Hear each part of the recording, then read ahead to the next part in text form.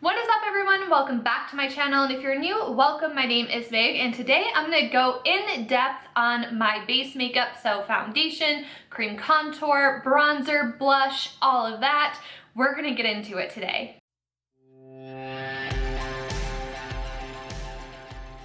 I decided to go ahead and try out a new technique when it comes to my base makeup, and I want to start this video off by saying I have very dry skin. As you'll see once my bare face is shown, I do also have a lot of redness, so I've been, testing out a couple of different techniques during this quarantine.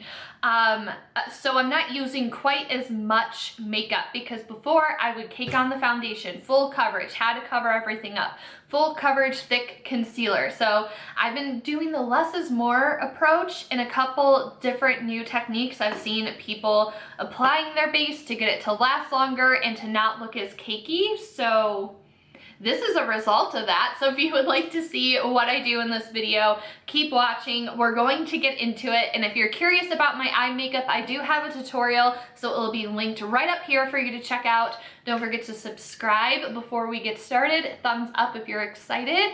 And let me know, what is your favorite step in your makeup routine? Let me know in the comments, and let's roll into the video.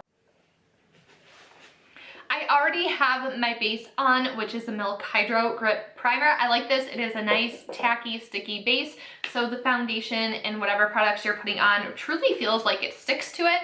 I do have a little bit of my CoverGirl concealer on already, just because I did my lower lash line. If you guys are interested in the tutorial, it's not quite finished yet, but this is what the majority of it looks like, obviously. I will have it linked up above. And here I'm just adding some of this. This is the Becca Light Shifter Brightening Concealer. This has like zero coverage to it, but it is really pretty and glowy. So I just like putting this in my highlighting spots. I would not recommend spending the $28 on it. It was sent to me through Influencer. If you guys are interested, there's a link down below where you can sign up or check it out. Essentially, you just fill out surveys and they send you complimentary products for testing purposes, and you write a review on it. So yeah, what I'm going to do now, where I would normally start going in with my foundation, I'm going to go in with my setting spray. This is the MAC Vicks Plus. I heard that this is supposed to help have like a glow under your foundation, and then it's also supposed to help your foundation stick more, last longer, and go on more flawlessly and not look so cakey. So we will see about that. And I'm actually going to go in with a hair more of my concealer. This is the CoverGirl True Blend. And I scrape most of this off because I don't want, like, I'm so over like the Shape Tape kind of concealers. I just want something that's more light coverage and dewy. And I'm just going to dab this on areas where my face is red, so I don't have to use as much foundation. So essentially, I'm just putting that around my nose and on my cheekbones, because that's basically where all my redness is. My skin is also very dry, if you're wondering my skin type.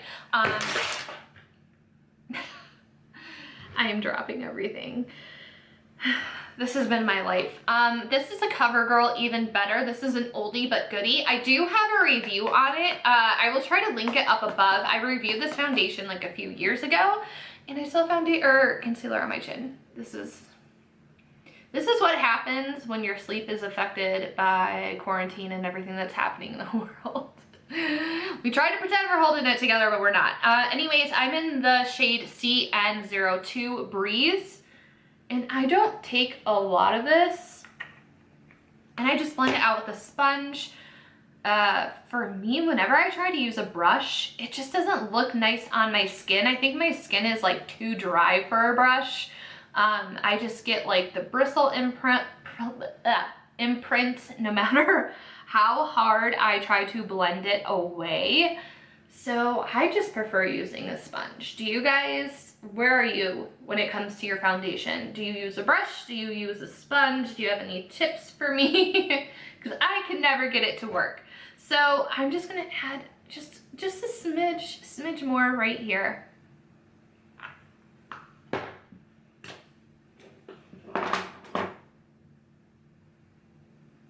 And then a tip to get on your nose, I just pull my nose to the side because I have a hard time getting into that crease around my nostril.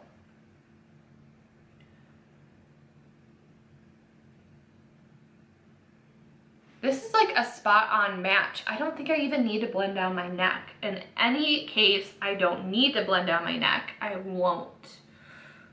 Ooh, okay. Okay, I have been into more creams lately. I feel like you can still kind of see the Becca underneath from what I can see in my mirror. Anyway, I've been into creams, so this is the Anastasia Cream Contour Kit. I found this at a TJ Maxx a while ago, so I like it. It works nicely. It blends out nicely. This is a Real Techniques 310 brush. I just like using it for cream product and for cream contour. So I'm piling up on my cheekbones, and I'm going literally quite on top of my cheekbone. I don't want to like put it down here because that's going to drag your face. This is going to lift it up. So if you kind of cheat and put it like right on the teeter of your cheekbone, it's going to give you that more lifted effect. And this is another reason why I don't like going in with a heavy or like a lot of foundation, because you're covering most of your face up with other products anyway.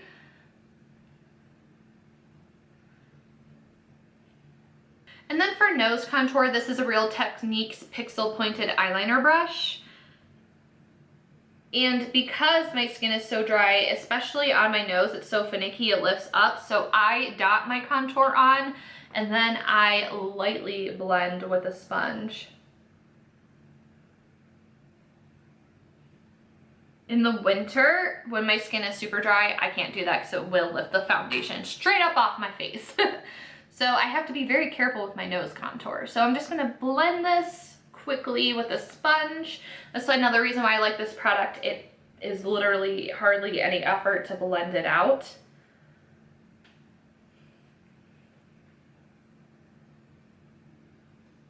Perfect. So I'm going to, with the very lightest amount possible, set my face with the powder. I just can't stand not setting my face and it feeling sticky. Is anyone else with me? Because I know so many people don't set their makeup and like I can't stand it. Like even though I have dry skin, like I still need to get like the lightest bit of powder on there. So I'm just really doing the perimeters of my face with this because I'm gonna use a different powder for the center of my face. I like the RCMA No Translucent powder. It's just what I prefer. It's really affordable. You get a lot of product. It lasts forever. I got 2 bottles of it like 4 years ago, and this is what I'm down to. Like I need to order more, but it's lasted me such a long time.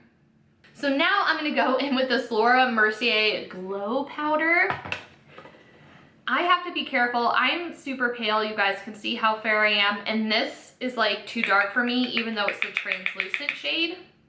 Okay, I wanted to cut that out because it's really annoying, but I really tap as much off as I can. This is the Glow one. So I'm putting this like right on the top of my forehead, wherever I want some shine, because this will make you very much look like the Tin Man if you're not careful. So I'm just going to take this right under my eye area, also where I want some glow, so you can just see how the powder is. It just has a really nice like golden glow to it. So yeah, you definitely want to be careful with this powder. And then just the littlest amount I'm gonna put down the center of my nose and concentrate right there. Yeah, I can definitely see like that gold sheen. So yeah, I learned after the first time of using this, you just want to be very specific where you put that setting powder. And if you are interested in it, if you have a Costco membership, my Costco had a bunch of Laura Mercier stuff there for 50% off. So I only paid $18 for that powder, which is not bad considering the price of it. All right, so it is time to bronze. I'm looking pretty good as is, but I just like need to add some bronzer. This is a Physicians Formula Butter Bronzer in the light shade. This stuff has lasted me so long. So again, I'm literally putting this right where my cheekbones are, and then I'm gonna kind of blend it out around it so we stay lifted. And then another technique that I learned from Miss Tutorials is to take your bronzer. She uses more of like a brush like this, but this one's already dirty, so I'm just gonna use this. And she says to take your bronzer and put it all over your nose, like bronze your entire nose. And then what I like to do is connect it to my cheekbone, so it's kind of like that sun-kissed look. And I've really been enjoying doing this lately. So now we have a very bronzy looking nose. And then whatever is left, I just put on my chin.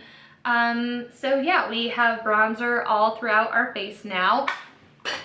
And before I continue on to this trick, I'm gonna move on to blush quickly. This is a Lunar Beauty Moon Prism blush. I love it, it is so beautiful. Today, I'm just gonna take the shade Pink Moon, which is this lightest shade right here, and start to pile her on. It's so weird to me like how cameras work and like what they pick up and don't pick up, because in my monitor it looks like I don't have anything on, but in person my cheeks are so pink. And then sometimes when I go back to edit, I'm just like, oh, you can definitely see it when I'm editing the video. So I don't know, it's just interesting to me. So I'm also gonna take this up and around my nose.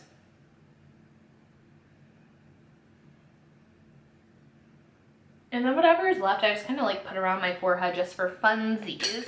And then for a little bit of shimmer, I'm taking Soleil. This is a sparkle shade in the palette. And I'm just lightly going to put this on the apples of my cheeks, because I like tying my highlight into the apples of my cheeks. I just feel like it ties everything together and makes everything look nice and cohesive. And then whatever is left, I'm dotting on my nose. And now we can get back to the nose contour trick. So what you want to do is go back into your translucent setting powder, not the glow one. And this is an old sponge. I'm just taking it because it's dry. It's recommended that you use a dry sponge. And then what you want to do is go along the sides of your nose where you would kind of bake anyway. And you're just going to kind of bake your powder into place.